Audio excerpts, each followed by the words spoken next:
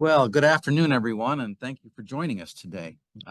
Aside perhaps from the landing of the Mayflower and the first Thanksgiving, no other event in the history of 17th century colonial America has captured the public's imagination more vividly than the Salem Witchcraft Trials of 1692. There have been two major films about them. One, The Crucible, starring Daniel Day-Lewis and Paul Scofield, that came out in the 1990s, and an earlier one called Three Sovereigns for Sarah that starred Vanessa Redgrave, and it was on PBS.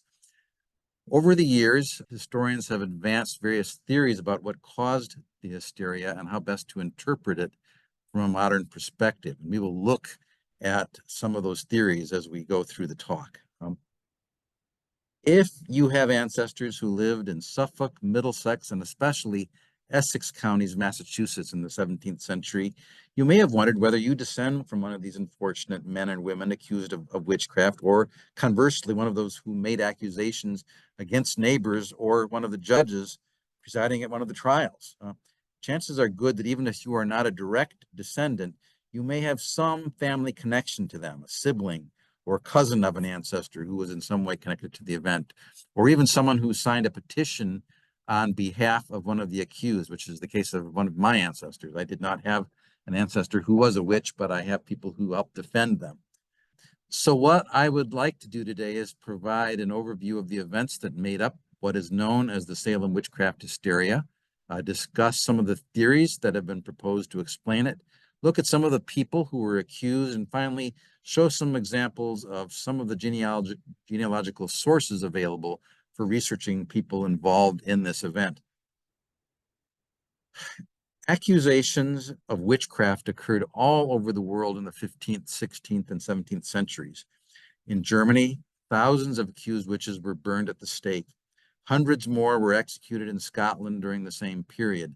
In England, perhaps 200 were also executed.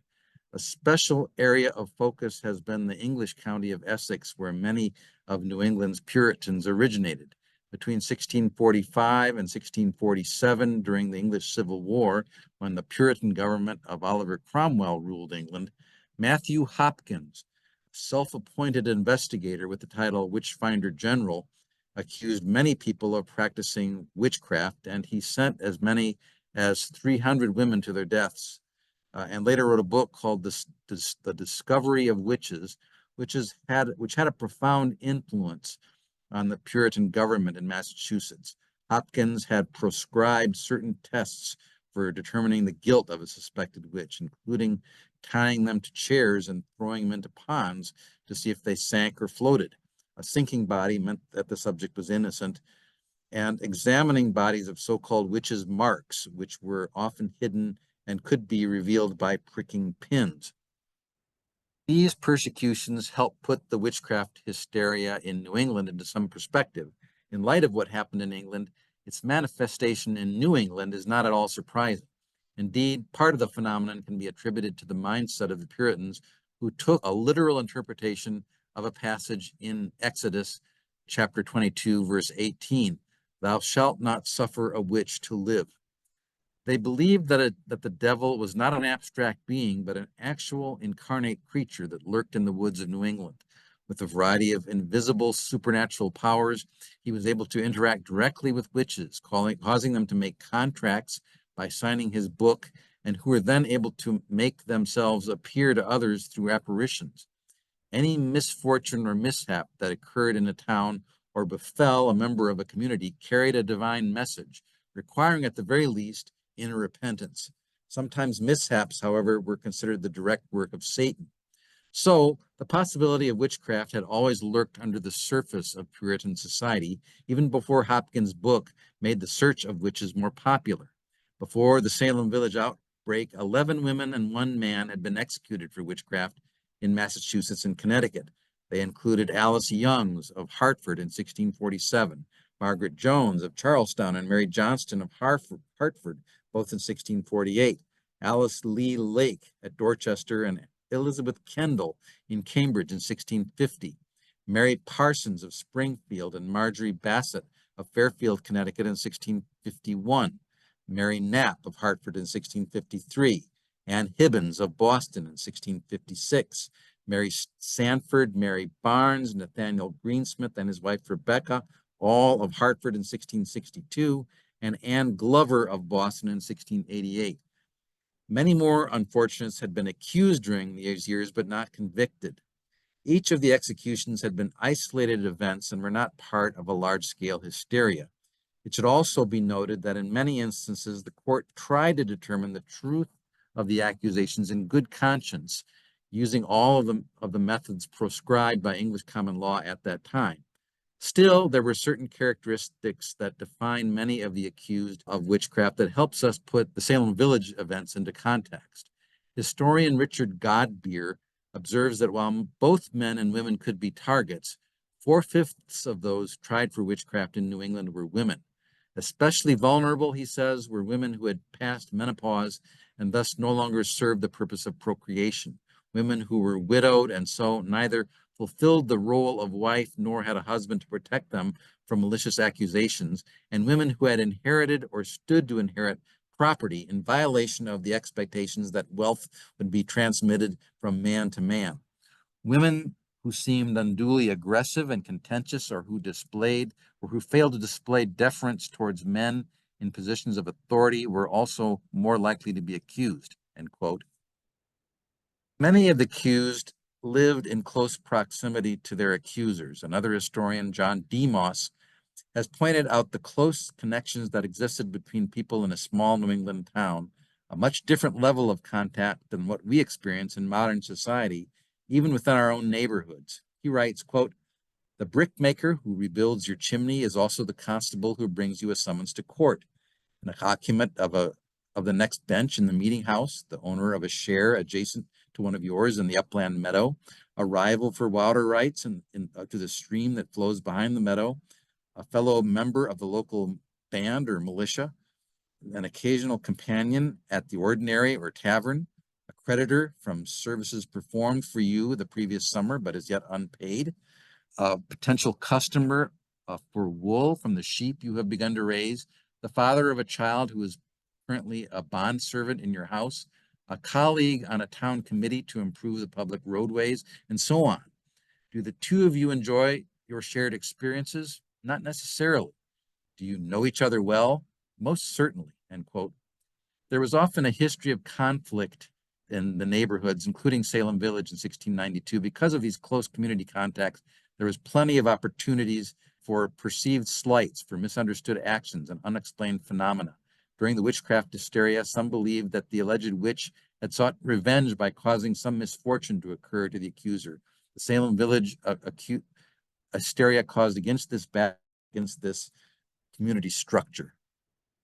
It's important to clarify where we are looking. The hysteria broke out at Salem Village, now the town of Danvers, and not in the city of Salem. Salem Village had separated from Salem in 1672 and become its own town, though the trials, a few accusations, and some of the inquiries were made in the larger Salem town. Also, there were outbreaks of the hysteria nearby at Ipswich and Andover, as well as at Boston and Charlestown during the same time as the Salem Village outbreak, and all were considered to be part of the same hysteria. 1692 was a time of uncertainty for the Massachusetts Bay Colony. The original royal charter had been revoked in 1684 when Sir Edmund Andros had been installed by the Catholic King James II as governor of New England. Unpopular from the beginning, Andros was forced to leave in 1689 when King James was deposed in the so-called Glorious Revolution that made the Protestant William and Mary the new reigning monarchs.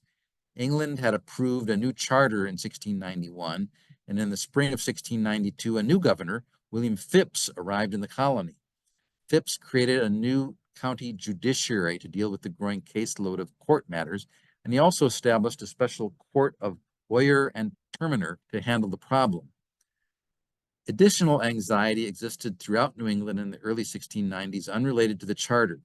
Increasing numbers of Anglicans and Quakers had begun to arrive in northern New England, and their presence threatened the Puritans, many of whom believed Anglicans were pagans and idolaters, and Quakers were so depraved as to be possessed by Satan. Indian attacks were also on the rise in the aftermath of the King Philip's War of 1675-76, in which 1.5% of the white population lost their lives. Many Puritans believed that Indians worshiped Satan and were tangible instruments of his bidding. Richard Godbeer points out that Andover, Massachusetts, where there were actually more accusations of witchcraft in 1692 than at Salem Village, suffered a number of deaths in this new round of warfare, the only non-frontier community to have people killed when these new Indian hostilities broke out. Then there was the nature of Puritanism itself, that not only helped to foster a belief in witchcraft, but also encouraged quarrels among neighbors. Salem Village was full of personal conflict in 1692. Neighbors disputed property lines and the grazing rights of livestock. The church at Salem Village had also undergone years of internal strife. Two earlier ministers, the Reverend James Bailey and the Reverend George Burroughs, the latter was not formally ordained but would later be tried and convicted of witchcraft, had both left the church under a cloud when the congregation had refused to pay them. Burroughs' successor, the Reverend Deodat Lawson, had also left abruptly but would return to play a role in the hysteria, testifying that he felt his family had been inflicted by infernal powers since several family members had died. Lawson's successor, the Reverend Samuel Parris, was widely regarded as a key player in the witchcraft hysteria. He arrived in Salem Village with only about half of the congregation supporting him. He had helped to foment opposition because he had kept the congregation waiting for more than a year before he accepted the position. And when he did finally arrive in 1689, he was forced to receive a salary of only 66 pounds and the use of the parsonage, but was refused the right to use the firewood usually set aside for the pastor. Parris's own personality made him ill-suited for settling conflicts. Instead of being a peacemaker, he set out on a mission to root out what he called iniquitous behavior among the members of his church and make them do public penance for small infractions. It did not increase his popularity. As strange as such actions may seem in a modern context, such rules were not unusual in a Puritan church. Within the context of Salem Village, however, it added to the tensions that were already brewing. To understand how a Puritan church worked, it is necessary to have some background on the culture of Puritanism itself. In 1630, when John Winthrop came to Massachusetts Bay aboard the ship Arabella, he laid out in his famous sermon that he expected members of their new society to support and uphold one another in community, or as he put it, to abridge ourselves of our superfluities for the supply of others' necessities. This knitting together led to the creation of a society where everyone watched their neighbors closely and stood ready to point out errors in their behavior whenever they noticed them. The result was that instead of strengthening the bonds of a community with love and harmony, in some places such intrusions often led to bitter disputes and festering resentments. Self-examination and public confession were also expected and in fact became central to their central religious ethos. Puritans believed that the church was the centerpiece of life in any village and the glue that held the community together. Preaching was the center of a Puritan service, with sermons lasting between 2 and 3 hours. Clergy and government officials forbade music and dancing, except for the singing of unaccompanied hymns in church. Harvest festivals were allowed, but Christmas and Easter holidays were strictly forbidden and considered pagan. Everyone in the village was expected to attend church for 3 hours every Sunday and Wednesday. If someone absented themselves from services, they were often visited by church elders to find out why they did not attend. At the outbreak of the hysteria at Salem Village, it began in early 1692 when Samuel Parris's daughter, Betty Parris, age 7, and his niece, Abigail Williams, age 11, began experiencing fits of unexplained and unusual nature. They screamed, fell on the floor, uttered strange noises, contorted themselves into odd positions, and described being pinched or pricked with pins. 2 other girls in the neighborhood soon joined them, Ann Putnam, age 12, and Elizabeth Hubbard, age 17. Some of the girls are said to have learned voodoo and divination in the kitchen of the Parris parsonage from Tituba, an Indian slave owned by the Parris family. Tituba had tried to tell their fortunes by using the whites of eggs and mirrors and a kind of crystal ball. This form of white magic in itself was not unusual. Many settlers in New England, in addition to being Puritans, brought with them a belief in folk magic, the ability to heal the sick, tell fortunes, and offer protections against witchcraft. Those who practiced these customs were known as, quote, cunning folk. And while they and their superstitions were frowned upon by the authorities, they were not considered inherently evil. In fact, magic could be used for both good and evil, and these initial interactions with Tituba may have been nothing more than an expression of these folk practices. As public attention on the girls' unusual behavior increased, so did the frequency of their fits. They began accusing members of their community as their tormentors. Their first targets were social outcasts: Sarah Soulard Good, Sarah Warren Osborne, and Tituba herself. Sarah Good, the wife of William Good, a weaver, was an odd woman known for begging. Sometimes she would utter words under her breath if someone refused her alms. In addition to being a tormentor, she was accused of sickening local livestock. The Goods were considered social outcasts because they were under the support of the town. Sarah's father, John Soulart of Wenham, had committed suicide by drowning in 1672, which added to the stigma surrounding the family. Sarah would be among those accused by hanging and executed by hanging. Sarah Warren Osborne, the widow of Robert Osborne, had been absent from church for more than 3 years due to a protracted illness, a fact that stigmatized her before the congregation. She was involved in legal disputes with the Putnam family, which made her an enemy of Ann Putnam, the chief accuser among the afflicted girls. She died in jail in May of 1692 and was never formally indicted or tried. Tituba, the slave woman, is a mysterious figure who may have been likely a Caribbean Indian rather than an African. At her trial, she freely admitted to being a witch and stated that witchcraft was being widely practiced in the village. Because of her confession, she was not executed, but instead encouraged the behavior of the girls to name others in the community as witches. More accusations followed in March 1692. This new group included Sarah Good's 4-year-old daughter, Dorothy, who, under interrogation, implicated her mother at trial. Imprisoned for months, Dorothy was later released, but reportedly was never the same afterward. No surprise there. Also accused was Martha Rich Corey and Rebecca Town Nurse, both of Salem Village, and Rachel Hatfield Clinton of nearby Ipswich. Mrs. Corey, the wife of Giles Corey, shown in this 19th century image, had spoken out loudly against the witchcraft accusations and was considered a social outcast because she had given birth out of wedlock to a mulatto child, Benoni, before her marriage to Corey many years earlier.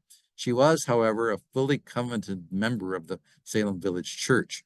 Rebecca Town Nurse, widow of Francis Nurse, was even more prominent member of the Salem Village community, a woman of good character, and also a fully covenanted church member. The Nurses had been among those who opposed Samuel Parris's appointment to the church, however, and they were involved in a protracted property dispute with the Putnams. Some historians believe that Ann Putnam, her chief accuser, had been coerced into making her accusations against Nurse by Ann's father, Thomas Putnam, because of this land dispute. Rachel Hatfield Clinton of Ipswich was a divorced woman who had earlier been accused of adultery and imprisoned. She was thus a social outcast, as Sarah Good had been. In April came more accusations and indictments as the hysteria picked up steam. The new defendants included Sarah Town Cloyce, Rebecca's sister, and Elizabeth Bassett Proctor, the wife of John Proctor. When Proctor protested his wife's arrest, he too was arrested.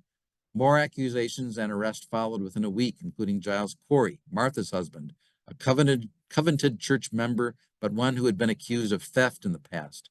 Also accused was Abigail Hobbs, Bridget Playfair Bishop, and Mary Warren, the latter a servant in the Proctor household.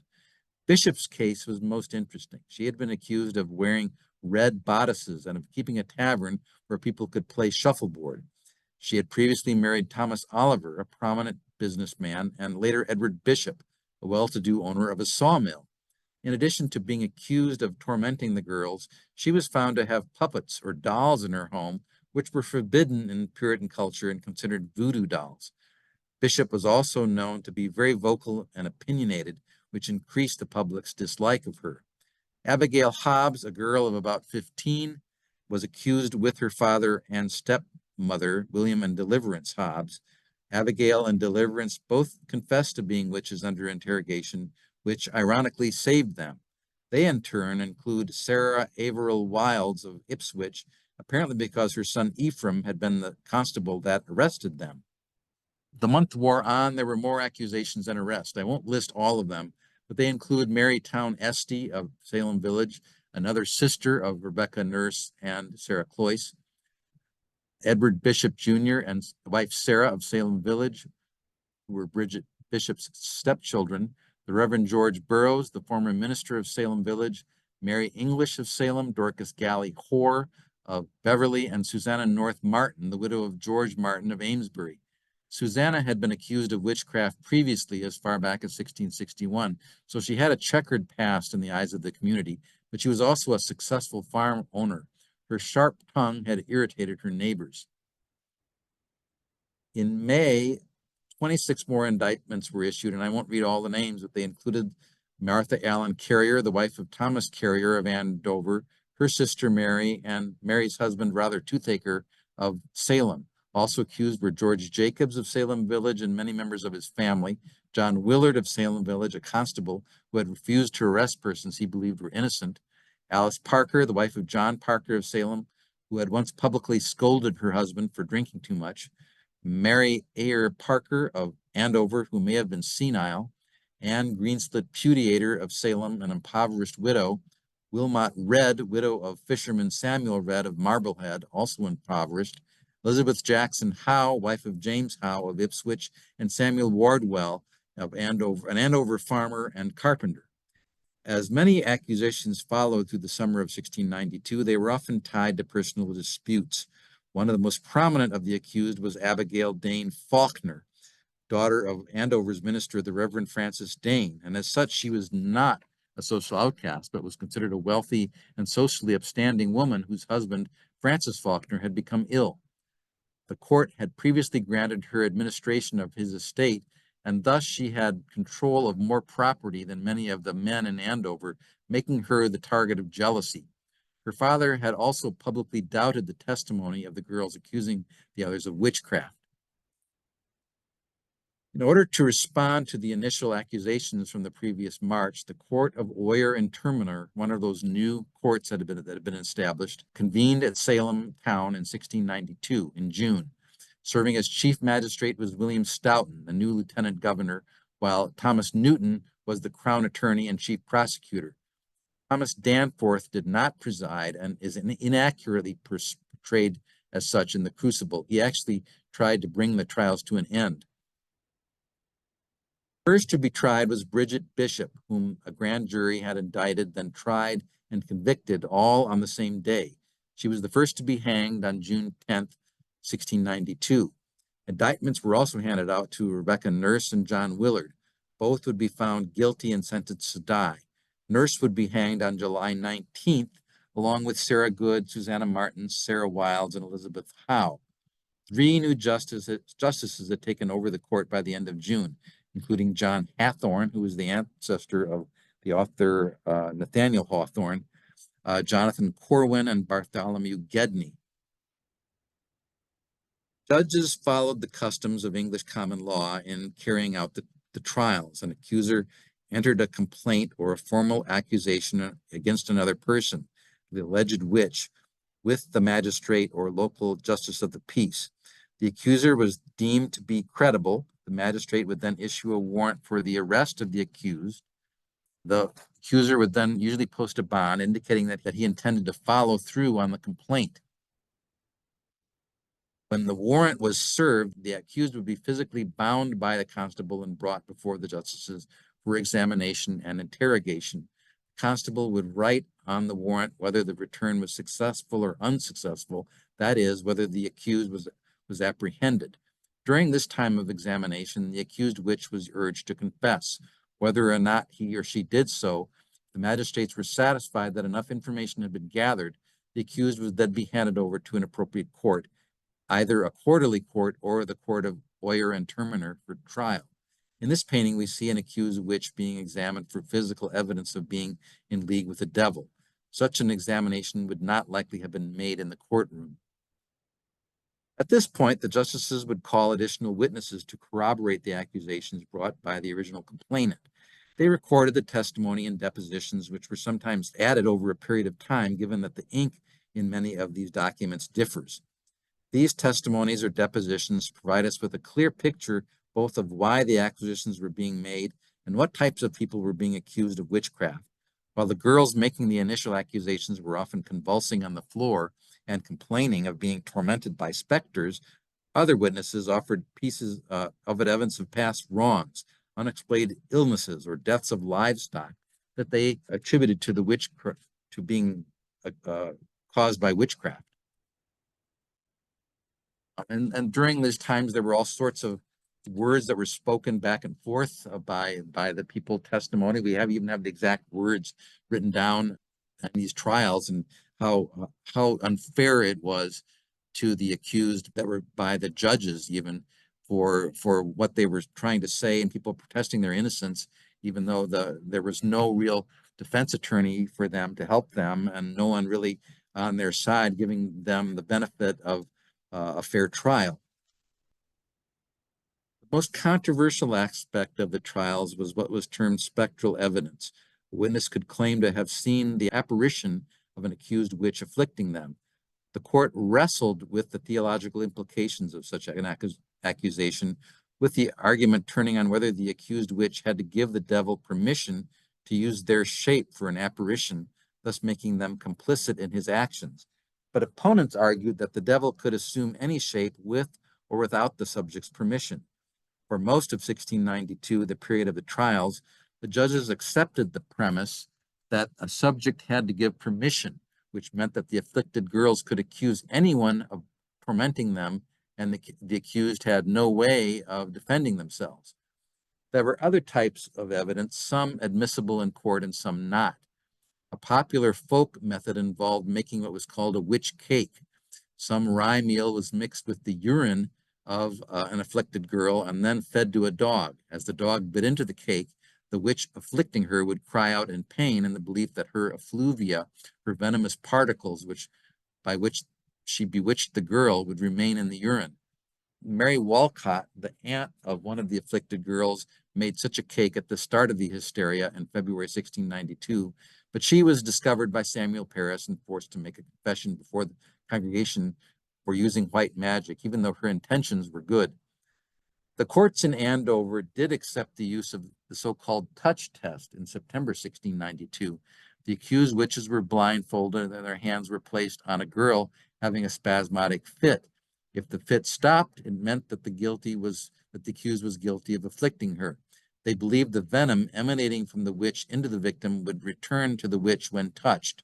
They also examined the bodies of witches for molds or birthmarks, which were insensitive to the touch, and they searched the premises of accused witches for puppets and books about palmistry or horoscopes. After the executions on July 19th, there were two major execution dates. On August 19th, 5 were hanged, including Martha Carrier, John Willard, George Burroughs, the former Salem minister, George Jacobs, and John Proctor. Then on September 22nd, the last of the executions occurred with the hanging of Mary Estey, Martha Corey, and Pudiator, Samuel Wardwell, Mary Parker, Alice Parker, Wilmot Redd, and Margaret Scott. Two others were convicted, Elizabeth Proctor and Abigail Faulkner, but were temporarily reprieved because both were pregnant. They ended up surviving the hysteria. 5 more women were convicted and condemned, but their sentences were never carried out. They included Anne Foster, who died in prison, her daughter Mary Lacey, Abigail Hobbs, Dorcas Hoare, and Mary Bradbury. Perhaps the most unusual death of all was that of Giles Corey, aged 80, the husband of Martha Corey, who refused to enter a plea when accused of witchcraft, knowing that by refusing, the court would not be able to seize his estate. The judges forced him to undergo a punishment called peine forte et dure, whereby he was placed under a board with stones piled upon his chest. They continued piling stones until he was crushed to death. By the fall, the hysteria had begun to die down for a variety of reasons. A number of prominent people in the colony had been accused, and even more importantly, several officials had begun to doubt the methods for trying witches, specifically the reliance on spectral evidence alone.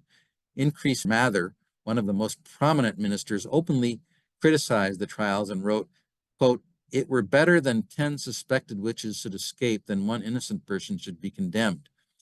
He wrote this in direct contradiction of his son, Cotton Mather, who had earlier written a pamphlet, Wonders of the Invisible World, in which he had defended the trials. It was clearly the case of the more respected father reprimanding his son.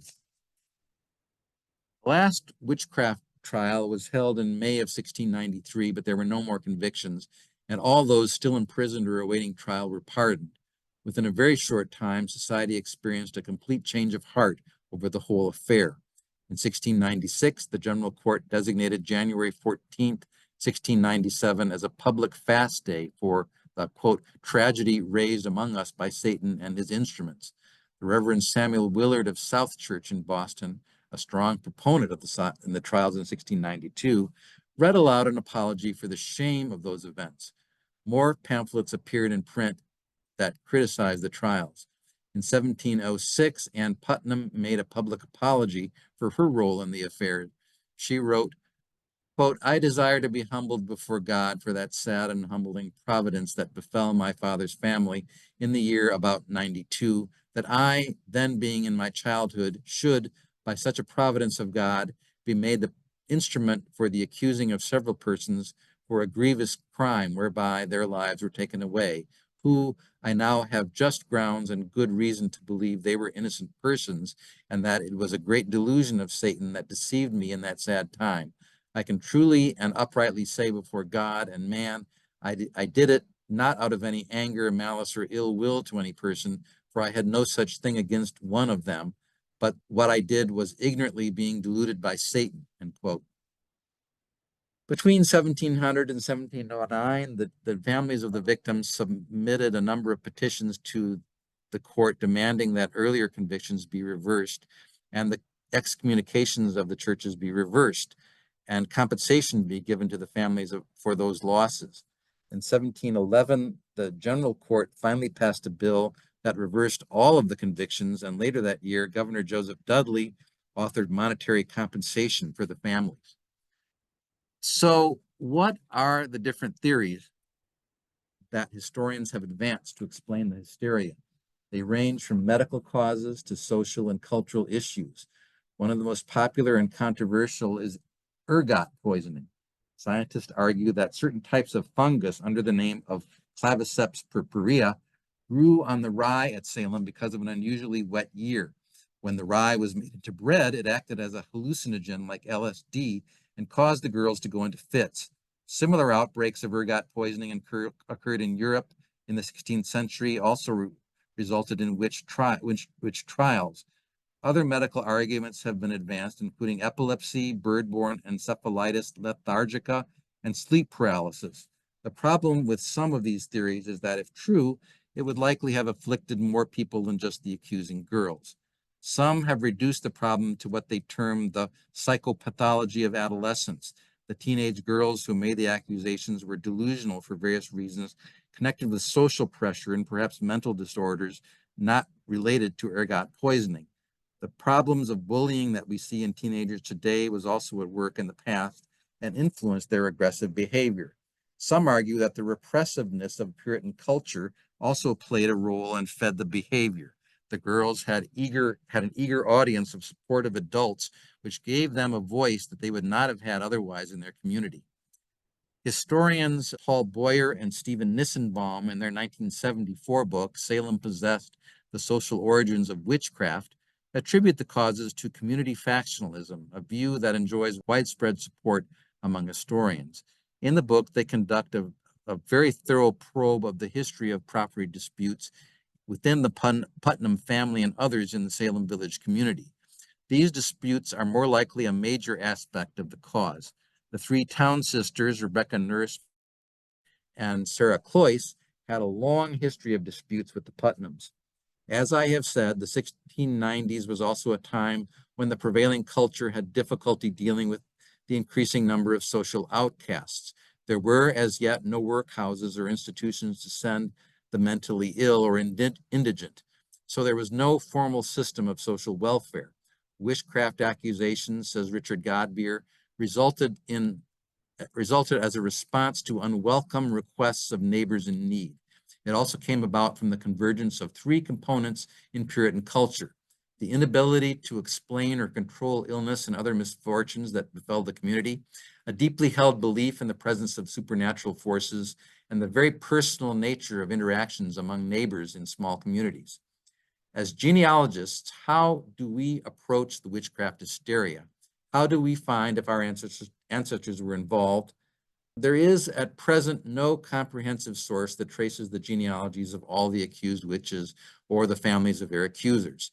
Some works have attempted to sketch out the family relationships, however, and there is an excellent source that contains accurate transcripts of all the witchcraft trial material.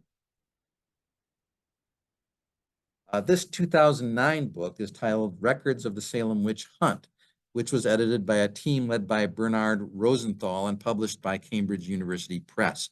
It is probably the most complete scholarly work available on the sources of the trials. It has been reviewed with much acclaim. The book contains an appendix in the back, which lists everyone listed in any way with the event, not only the accused witches, but their accusers included, but also people in the community who signed petitions on behalf of the accused witches. Rosenthal lists the maiden names of women and the parents of each person, if known, along with the dates of birth and death. This is the genealogical gold mine, and if you have ancestors in Essex and Middlesex counties in the 1690s, there is a good chance you will find some connection. This is probably the first or one of the first sources you should consult. The book also includes very detailed transcriptions of all the surviving court proceedings relating to the witchcraft hysteria. You can read the text of the accusations, the transcript of the interrogations of the accused, and in doing so, see in detail how this court system worked. Again, this is a tremendous resource giving the best published record of these events. A good bibliography on the witchcraft trials comprises the rest of the book.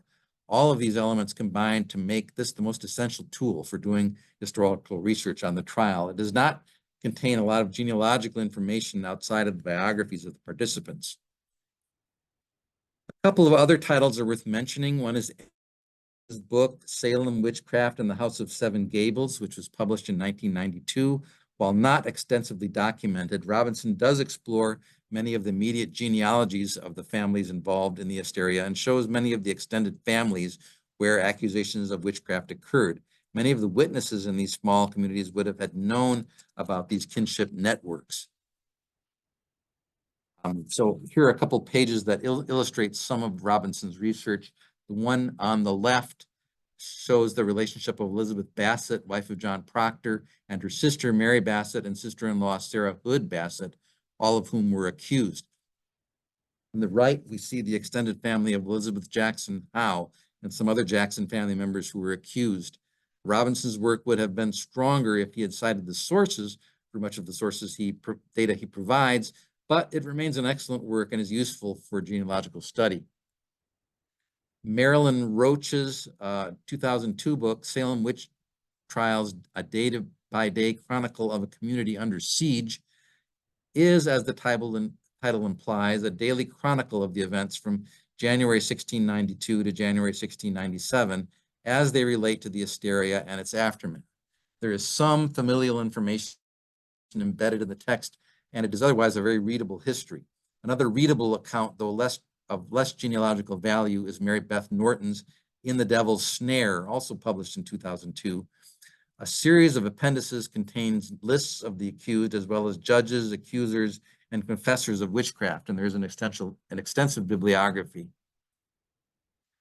Paul Boyer and Stephen Nissenbaum's book, Salem Possessed, which I mentioned earlier, goes into great historical detail on the Putnam and neighboring Porter families in Salem Village as part of their larger geographical and social analysis. It is now considered a classic study of the phenomenon, and many of their conclusions are widely accepted by other historians. The book contains this map where the locations of all the accused are carefully platted out. These are of genealogical value as well as historical value to one wishing to understand the feuds that existed in the village. The authors argue that these conflicts helped to precipitate the hysteria.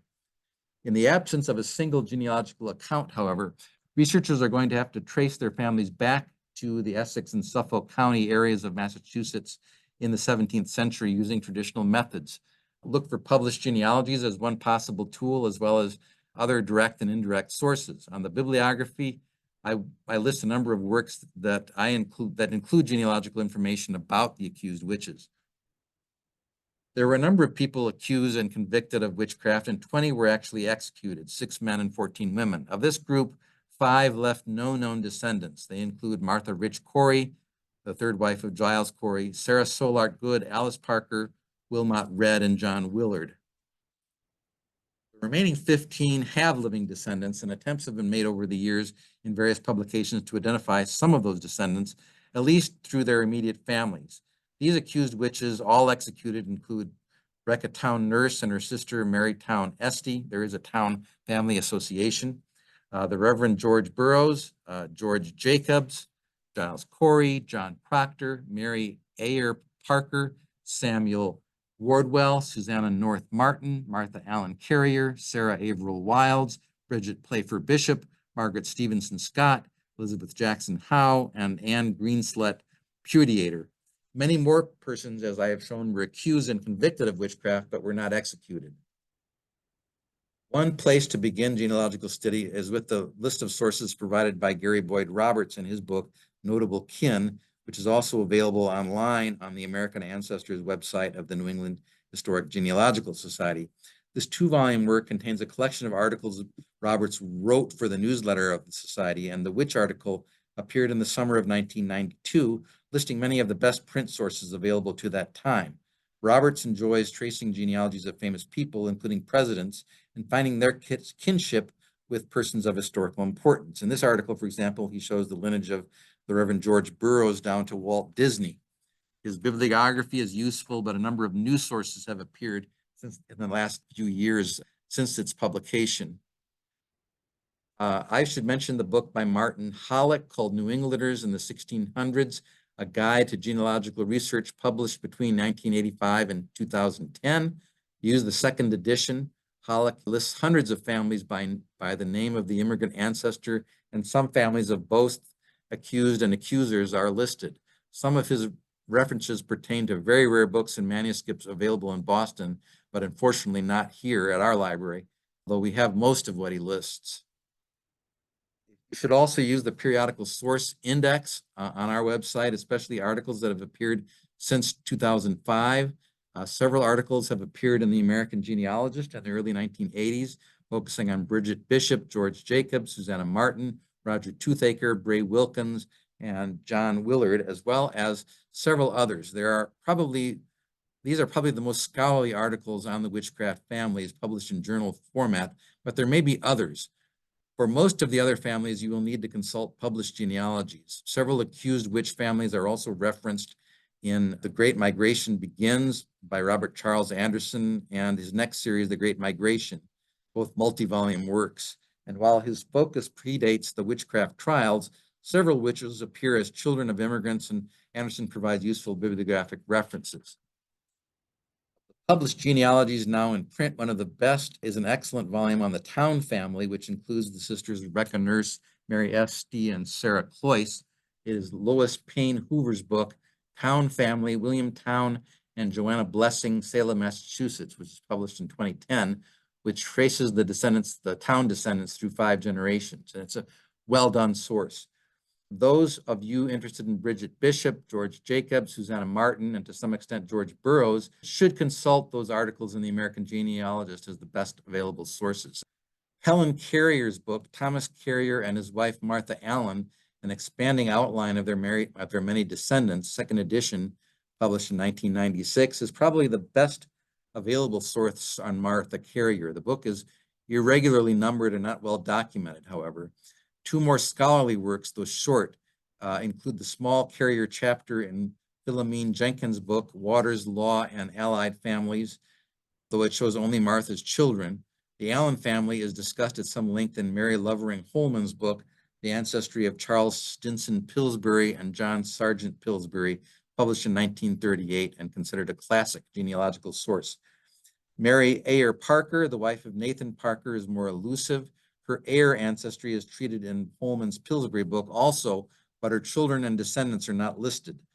The New England Historic Genealogical Society has an unpublished manuscript by W.L. Holman called Andover Ancestry Volume 2. And according to Roberts, this work is the most authoritative work on her descendants, but you have to go to Boston to view it. Sarah Averill Wilds is treated in two sources. Her ancestors and immediate family are listed in Clara Avery's Averill Avery family, published in 1914.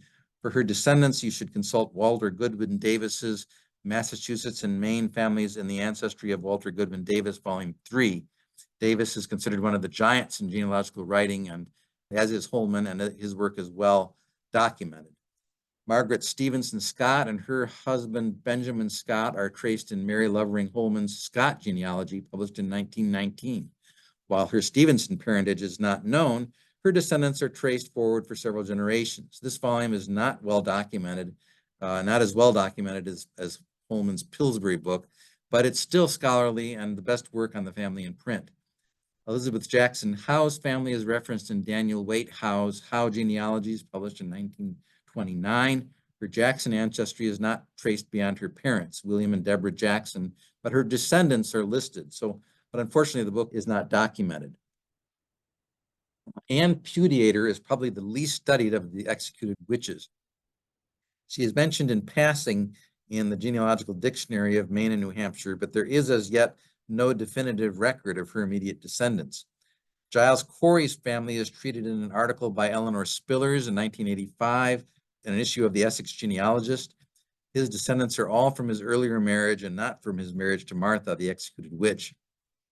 Some Corey material appears in Purley's History of Salem, Massachusetts, and there's also a reference in Volume 4 of Albertus Corey's book, Corys of America, a volume available at the New England Historic Genealogical Society, but one we have not been able to obtain here.